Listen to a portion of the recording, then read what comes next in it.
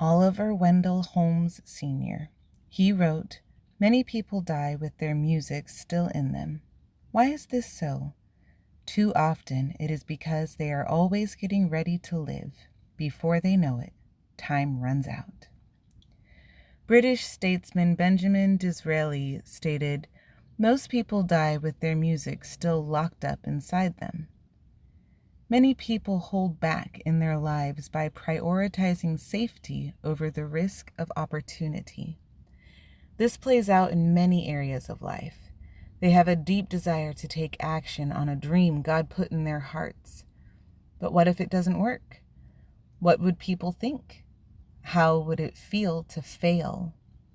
What if I do my best and find out it wasn't good enough? There are relationships they would like to pursue, but what if the other person rejects them? They want to open their home for hospitality, but people may not like their home.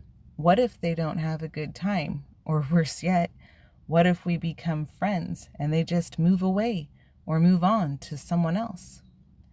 There's a ministry they would like to serve in, but what if they aren't qualified and let people down? They would love to give generously, but what if they need the money later? These types of thoughts turn many people's todays into somedays. Someday I'll pursue that dream. Someday, when I get it together, I'll start that relationship. Someday, when things settle down, I'll have people over. Someday, when I have more confidence, I'll serve. Someday, when I have more money, I'll give generously. Someday is one of the devil's greatest weapons in the war against the abundant life Jesus made possible for his followers. The devil cannot take them straight on. They have God's power living and working in them. Jesus has already secured their victory. He does not have the power to overcome them with brute force, but he's been around since the beginning of humanity. What he lacks in power, he often makes up for in craftiness. Knowing he cannot stop a follower of Jesus, he feeds them suggestions to trick them into stopping themselves. Someday is one of his best tricks. Why? Because someday is a day that never comes. It's a mirage leading us away from faith-filled action. Just when we think someday is almost here, it moves. Life happens. Circumstances change. And our new day gives way to another someday. Jesus shared the story of servants entrusted with talents while their master was away. In the parable, Jesus honors both of the servants who took risks. One did better than the other, but Jesus honored both for stepping out to invest what he had entrusted them with. The third servant was afraid of the risk. He didn't trust his master's heart and feared the master would not support him if he took risks and failed. Did the master comfort him in his anxiety? No.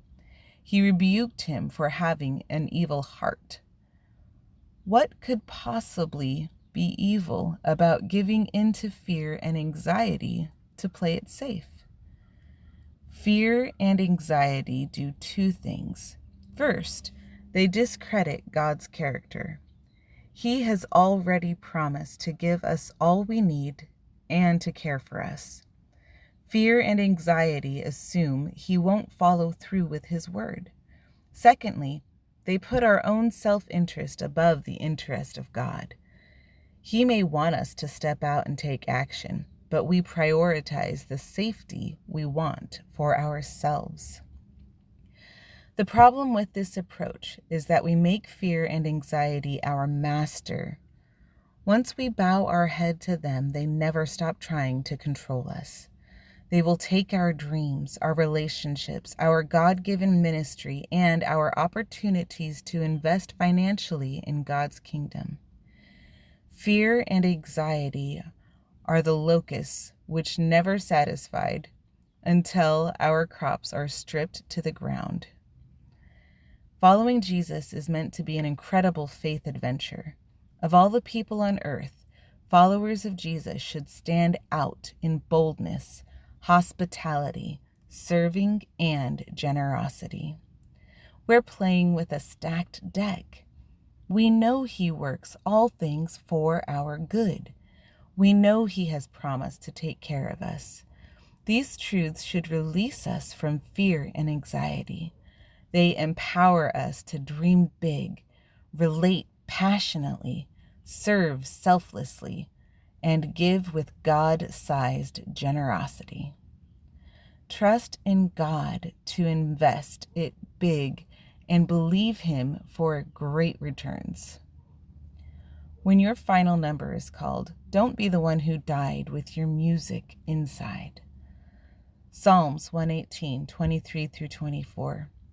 This is from the Lord, and it is marvelous in our eyes. This is the day that the Lord has made. We will rejoice and be glad in it. Proverbs 24:33. If you put off until tomorrow the work you could do today, tomorrow never seems to come. Proverbs 3:25 through 32. Do not fear sudden danger or the ruin that overtakes the wicked, for the Lord will be your confidence and will keep your foot from the snare. Do not withhold good from the deserving when it is within your power to act.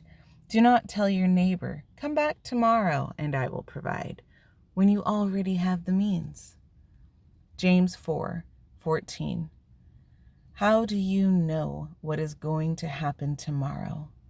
For the length of your lives is as uncertain as the morning fog.